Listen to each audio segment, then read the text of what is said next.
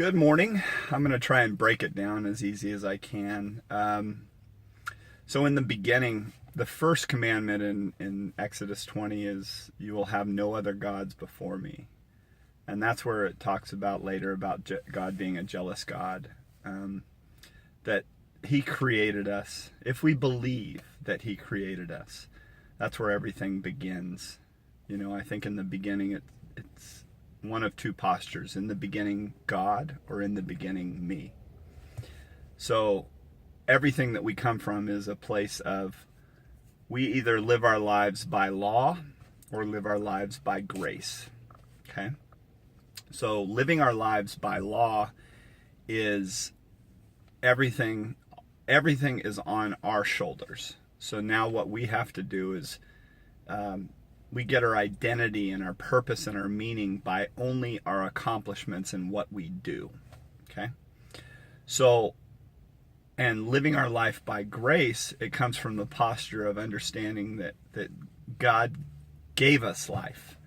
And so we live in a place of humility and a place of peace and contentment and joy, because everything isn't resting on our shoulders. We're trusting in the one who created us.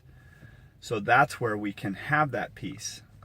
But in my life, here are the things that you run to instead of God. The reality of it is that we either try and better ourselves, okay? And I've done that in my life.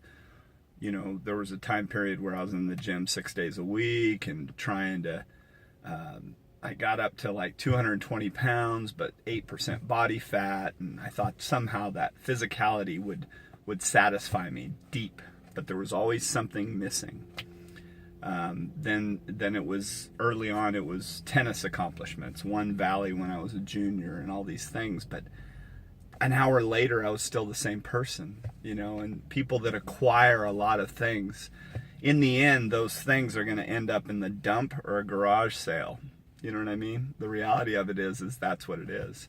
Or if it's in relationships, you're putting all the weight. We either a betterment of self, or we look to others to somehow satisfy that ache and that thing that's missing within us. The whole Jerry Maguire, "You complete me." Thinking that somehow you're putting that weight on a person to play the role that God can play in our life. That nothing else should be a God. "You will have no other gods before me." And yet we try and place different things to play the God role in our lives. And then the world. The world is strange because, if you think about it, three things. I get this from Matt Chandler. He said, you have food, you have drink, and you have sex, that are all good gifts of God. They're common graces that God gives those who believe and those that don't. Those that do not believe still enjoy those things. But for the believer, it creates worship within us. You cut into that filet, you eat the filet, and you thank God for that filet. It's a posture of that. If not, you're just enjoying the experience, the created thing itself. It's supposed to create worship within us. We are all created to worship. We just worship different things. Football on Sunday, you name it. But we settle for something less than what God really has for us. It's only in a submitted life that we experience the fullness of that relationship with God. And then religion is the fourth bucket that we run to. Religion is, feeling like you need to live your life in a certain way, so you behave in a certain way to please God in order to get Daddy's attention, instead of understanding that you are loved by God. It's still all about you at the center. In the beginning, me, not in the beginning, God. So it's that posture of being grateful for all that God has given you, the freedom that you have, the breath that's in your lungs, everything. So when we can come back to that place and everything isn't on us, that we have to make sense of everything that's out there. Instead, we can come to a place of just being grateful for the life that we do have.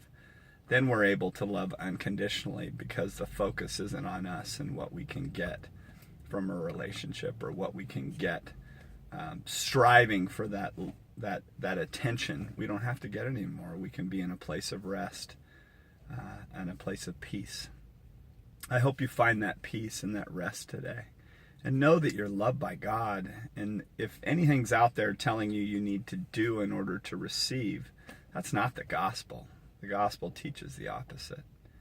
It motivates your heart, because when you understand how depraved you are, how dark your heart is, not the outward appearance, but our hearts, then we can fully grasp the beauty of God's mercy and His grace in our life. And when we know that we're loved and accepted by Him, that's where our identity comes from. Instead of trying to strive for that identity, we're rooted in the identity that we are loved children of God, and His desire for us is freedom.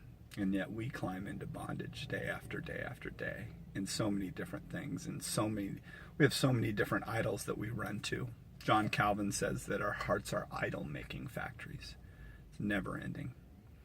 Well, God bless you. I hope you have an amazing day.